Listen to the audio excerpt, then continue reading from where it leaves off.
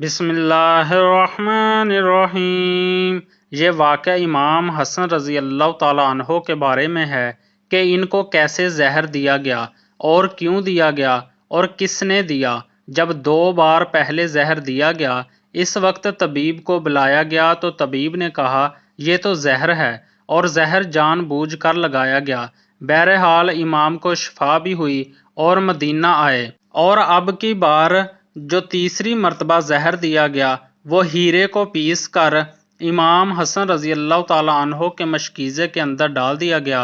امام حسن رضی اللہ تعالیٰ عنہ 27 صفر کی رات سوئے ہوئے تھے، اچانک نیند سے بیدار ہوئے۔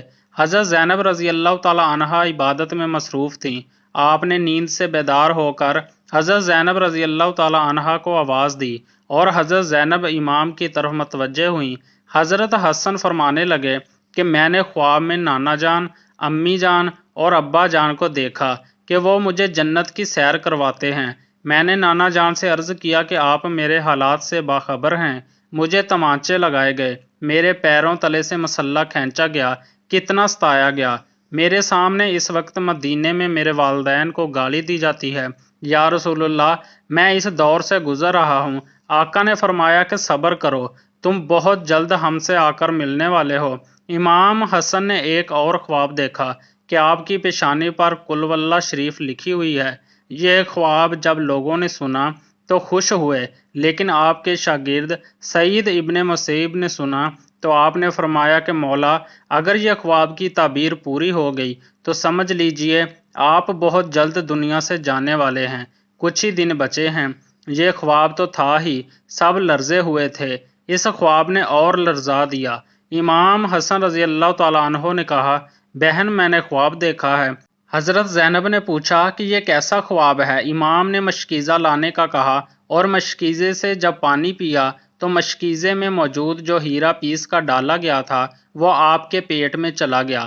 روایتوں میں آتا ہے کہ آپ کے کلیجے کے 72 ٹکڑے ہوئے، بعض نے لکھا کہ 80 ٹکڑے ہوئے، لیکن آپ کی آنتوں اور کلیجے کے 100 سے زیادہ ٹکڑے ہوئے۔ جب آپ قے کرتے تو وہ ٹکڑے ہو کر گرتے۔ سوچئے ذرا یہ ہیرا کیا ہوتا ہے، اس کو کانچ پر چلائیں تو کانچ کٹ جاتا ہے۔ یزید صرف قاتل حسین رضی اللہ تعالیٰ عنہ ہی نہیں ہے بلکہ قاتل حسن رضی اللہ تعالیٰ عنہ بھی ہے۔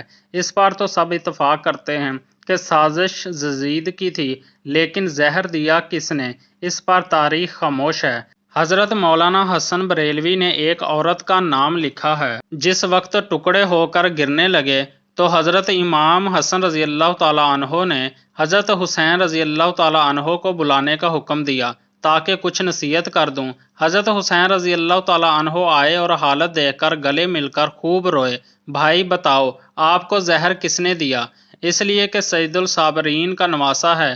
بھائی مجھے جس پر شک ہے، اگر وہی ہے تو اللہ بہترین انتقام لینے والا ہے، اور شک کی بنیاد پر کسی کو قتل نہیں کیا جا سکتا، کیونکہ میں نام لوں گا تو تم قتل کر دو گے۔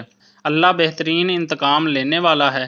پھر جب صبح ہوئی اور لوگ جمع ہونے لگے تو اس وقت امام حسن نے کہا، حسین میرا چہرہ کیسا نظر آ رہا ہے؟ امام حسین رضی اللہ تعالیٰ عنہ نے روتے ہوئے فرمایا، آپ کا چہرہ ہرا ہو گیا ہے۔ مسکرا کر کہا، اس تکلیف میں مسکرایا ہے حسن جس تکلیف میں لوگ ساری خوشیاں لوگوں کی چھن جاتی ہیں۔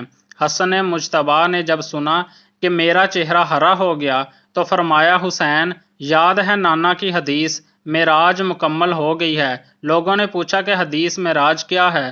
فرمایا کہ جب میرے حضور معراج پر گئے تھے اور ہماری پیدائش بھی نہیں ہوئی تھی تو نانا معراج پر جنت کی سیر کر رہے تھے تو جنت میں 2 محل دیکھے، ایک ہرا تھا اور ایک لال تھا۔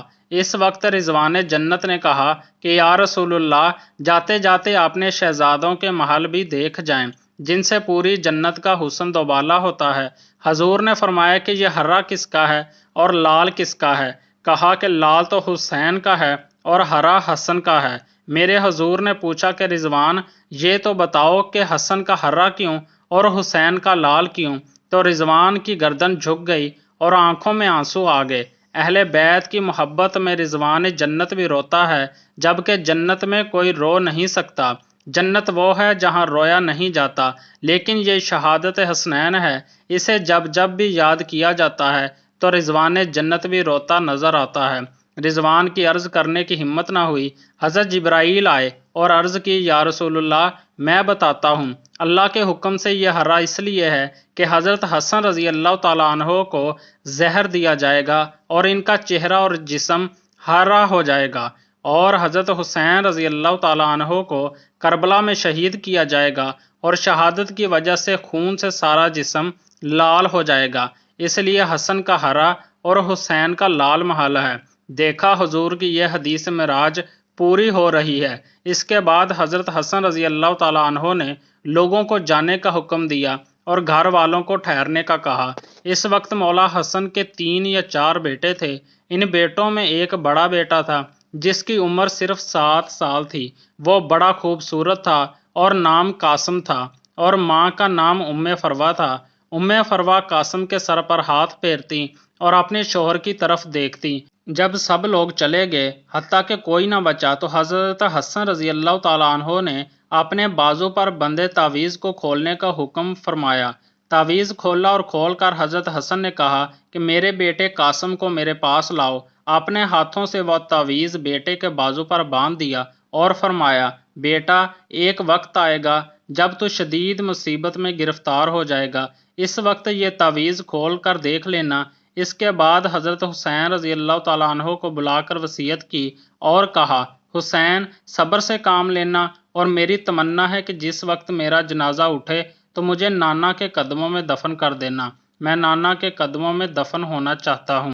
امام علی مقام 28 صفر 5 ربیع الاول کو شہید ہو گئے، اس طرح سے کہ آپ کا پورا جسم ہرا ہو چکا تھا اور اندر کی آنتوں کے ٹکڑے قے کی صورت میں باہر گرے ہوئے تھے۔ حضرت حسن رضی اللہ تعالیٰ عنہ کی شہادت ہوئی تو آپ کی تدفین کے لیے جنازہ اٹھایا گیا، لیکن یہ بھی تاریخ کا بدترین باب ہے کہ جب جنازہ باہر لے کر آئے اور حضور کے روضے مبارک میں حضرت حسن کو دفن کرنا چاہتے تھے تو بنی امیہ کے وہ غلیظ، جسے دنیا مروان کہتی ہو، بدترین آدمی جس پر میرے آقا نے لعنت کی تھی، اس نے کہا کہ میں ان کو دفن نہیں ہونے دوں گا۔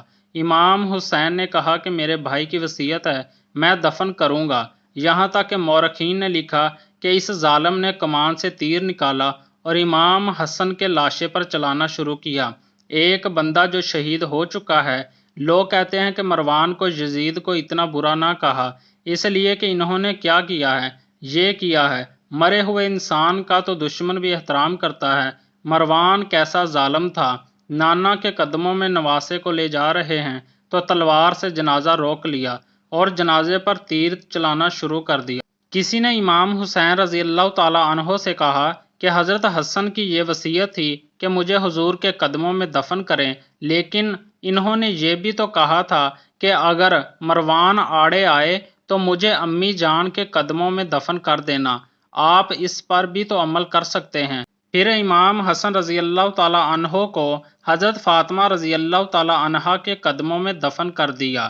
ناظرین، مزید اچھی ویڈیو دیکھنے کے لیے ہمارے چینل کو ضرور سبسکرائب کر لیں۔ شکریہ۔